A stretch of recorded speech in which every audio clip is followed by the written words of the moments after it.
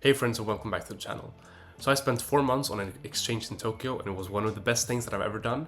So in this video I want to talk to you about my experience at Sophia University and the other things that I did in Japan. So while at Sophia University I was in the Department of Global Environmental Studies. I studied these 6 courses and the toughest course by far was the Japanese course. The environmental courses, they were one lecture a week and were pretty simple to get through, whilst the Japanese course was once every single day, one period, which is 1 hour and 40 minutes, and that was really tough and a big difference from the education that I normally get in Sweden, with a lot of vocabulary to learn and a lot of homework in general, and in general just higher energy teachers that were more strict but also higher energy.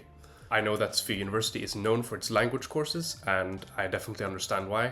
The language teaching was very high quality, and I learned a lot of Japanese in only 4 months. And what I took, which wasn't the intensive course, would have definitely have classified as an intensive course back here in Sweden. But the atmosphere was very international. I studied with a lot of international students from all around the world, and I really appreciated that. And for the dorm life. So I lived at the Soshigaya International Student House, which had room for roughly 300 students. They had a male wing, a female wing, and a common area with the lounge and a cafeteria, super cozy. They even had a music room, a tennis court, which I didn't try. Really appreciated the facilities there, and the rooms, pretty tiny. I'll show you a picture. And I estimate that I lived with approximately 100 international students and maybe 100 Japanese students. And while I didn't see the Japanese students as much, the international students were usually down in the cafeteria and the lounge, and it was very easy to just grab someone and play Mario Kart with. And the Soshigaya dorm is located here on the west side of Tokyo, and so to get to school, which was here, I had to do this commute every single day, which was 1 hour both ways. Not the most fun commute, but definitely worth it for the nice facilities and the affordable housing that the dorm afforded.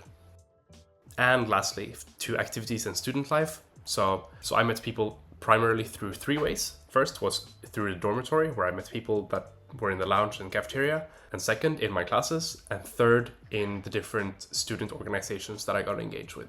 So the first week I started Ultimate Frisbee, but quickly realized that it really wasn't for me. The amount of effort and investments that I'd have to put in to be able to play on the level of those guys wasn't really feasible while I was there. So I experimented with other clubs, and I ended up taking karate for roughly 3 months.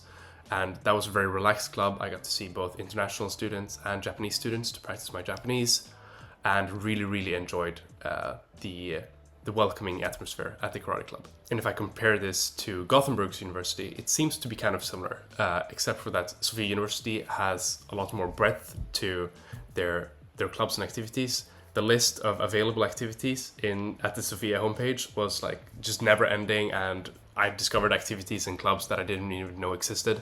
So definitely a rich student life at Sophia University. I believe that if you have the chance to go to and study at Sophia University, you should definitely take it. I found it to be a great school with lots of good teaching and lots of social clubs, and the dormitories that Sophia University have provisioned, they were great, and I really enjoyed my time there. I cannot highly recommend it enough. So thank you so much for watching this video, and click here to see my next video. And if you haven't already, please hit like and subscribe. Thank you.